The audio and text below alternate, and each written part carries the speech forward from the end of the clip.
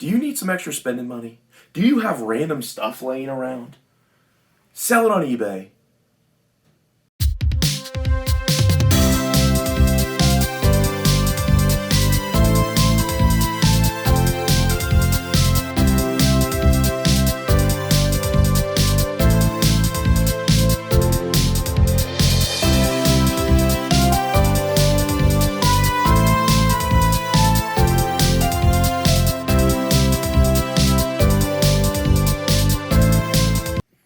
All right, everybody. First, I want to talk with you about kind of how I get my stuff, because I'm not just strictly selling my possessions. Some of the stuff I do buy to resell, and this is my stuff that has already been listed stack. And there's even more stuff down here, but I just want to kind of highlight a couple of things here. So this first one, I'll just use this book as an example. I got this book. It is new in wrap. I got it from Goodwill for probably $1.50, $2, and I listed that on eBay a couple weeks ago. Bought it for $2, listed for $18.99 with, I think, free shipping. So it'll cost me $3 or $4 to ship that. So we're looking at maybe an $8 to $10 profit after fees and stuff. We'll just take some lacrosse pads here, elbow pads. So those are listed right now. This is for my side hustle, Blanchard River Pallets, like us on Facebook. Then I got just random soccer cleats here. I found this the other day at a Goodwill. Paid, I think, $1 for it, but it is brand new. It is brand new with tags. It even had on the back with the battery, still had the pull tab on it. And I mean, I even get clothes. So this is a Ralph Lauren golf, like pullover thing. I got an American Yee polo with tags. So I get a little bit of everything, whether it's from my side hustle, my own personal collection, or I just go to thrift stores, garage sales, even Facebook Marketplace. I find this stuff to flip. So this is my, I've already listed shelf. And so if I make a sale on eBay, I go here, I find it, and then I'm able to package it up. So let's talk about our packaging. So don't mind the mess. We're in the back part of my basement here.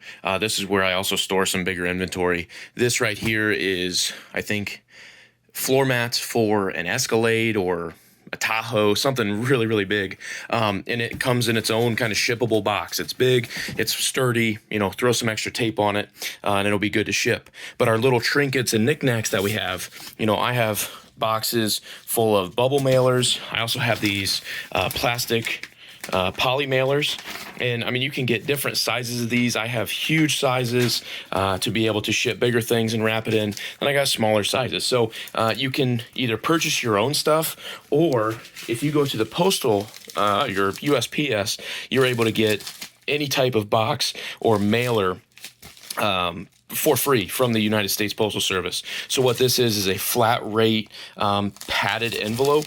So it has bubble wrap on the inside of it. And again, I got it free from the Postal Service.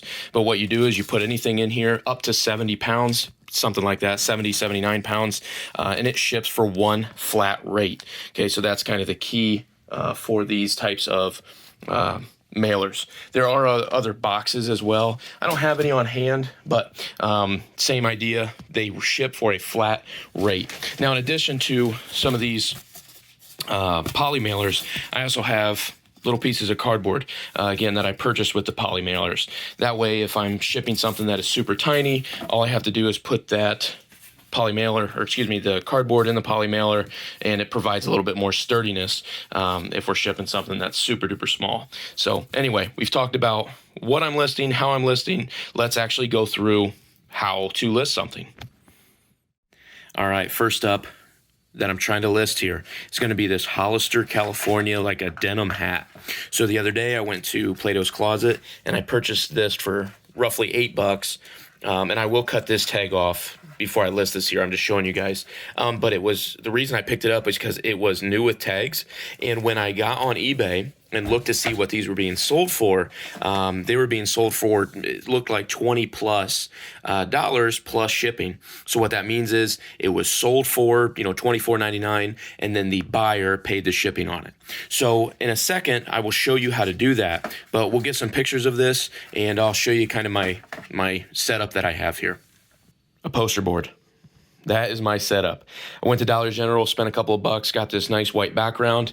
Then on top of that, I have this light hooked up to a random ring light tripod. Okay, so that's how I provided a little additional lighting for this, and that way it makes it look a little bit professional. So let's go ahead and do a little screen capture and show you how to see what this hat is going for on eBay. So remember, people aren't actually able to see this in person. So with your pictures, you need to show them the color, any defects that it has, if it's new with tags, maybe the details of the tags, and you want to make sure that you cover all your bases, because one, you don't want to have somebody return it, but two, with people buying more of their clothing or other goods online, a good description will help them understand what they're buying.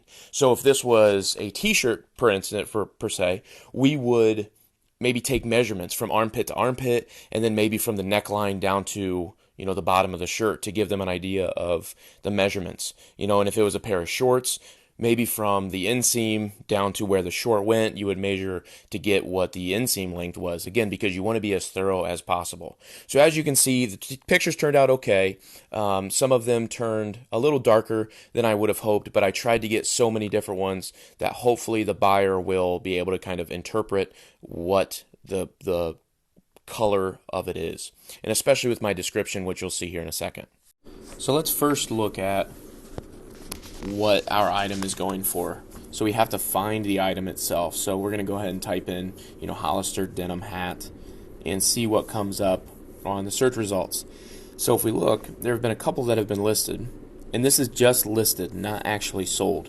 So this one, $25 plus shipping, $15.99 plus shipping, $4.99, but that's pre-owned.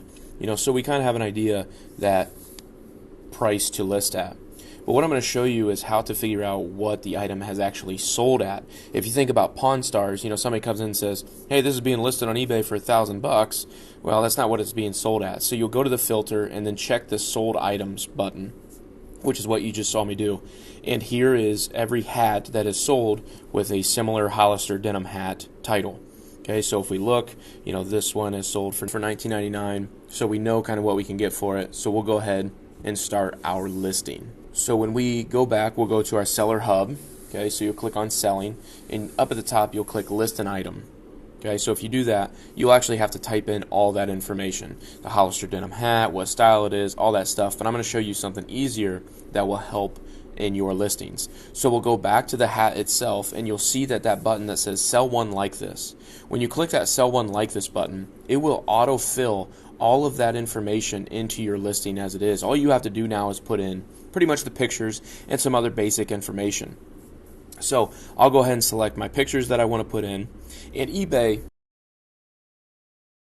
is really nice with its photo editor because you're able to edit the photos right here on the app.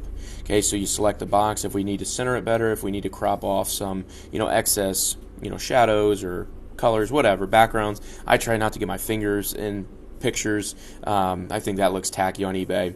So I edit those out if I have to. But once I get the pictures that I want in there, I'll then go back to the listing. Notice the title has already auto-filled in for us, so we don't have to type that in. If you wanted to include free shipping or new with tags or other little buzzwords or details, you can do that as well. Now the item specifics, as you can see below, these are all required, but it's been auto-filled. That's what makes the sell one like this button such a great feature to know about, because all we now have to do is put in its condition. So once we select condition, then we will select new with tags, which we do here. But notice brand is already filled in, style is already filled in. There are recommended information that you can put in there, or recommended specifics. I don't usually put those in, but it could help with your sales in the future. Okay, so we got that done. The category autofills, but our description, this is where we need to put in the description of what we're selling. Remember, buyers are buying this without seeing them, so the more information that you put in here, the better.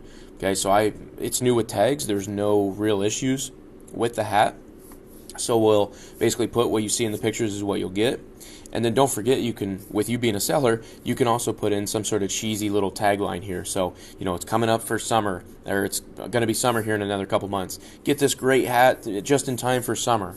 I don't know, something like that with an exclamation point. Although cheesy, it could potentially help with your sales. Okay? Now, once you type that all in, make sure it's proofread. I don't know if that takes away your validity if your description is filled with typos, but just check that.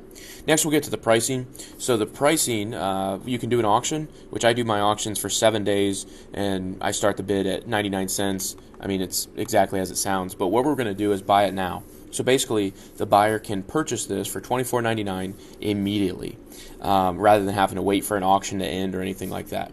Now, there's some other settings on here. Offers is one. If you check the offers, basically, if you want to haggle or negotiate, you can accept or allow additional offers. So if somebody offered me $21 for this hat, I'd more than likely take that. But eBay also has a minimum offer amount. So if somebody offered me $2 and my minimum offer amount was $4, it would automatically decline them. So one little nice feature that eBay has, especially if we're looking to negotiate. The next one is going to be kind of the most intimidating, is the shipping. Okay, I'm going to make it free for buyer, which means I pay the shipping, and the other selections are right there. I'll kind of explain those in a minute. But when we type in our package details, we get our weight, we get our dimensions. That is what allows us to select what service we want to buy or want to use to ship our package. And that calculated shipping, it's going to cost a package to go from Ohio to Indiana less than what it would cost from a package to go from Ohio to California. So I use first class for my super light things. I use UPS ground for my super heavy and bulky things, and then I use USPS priority mail for the majority of my other things. So play around with those. Get used to them because that's where you're going to get most experience. Now, I have taken a few hits on things because I charged the wrong shipping.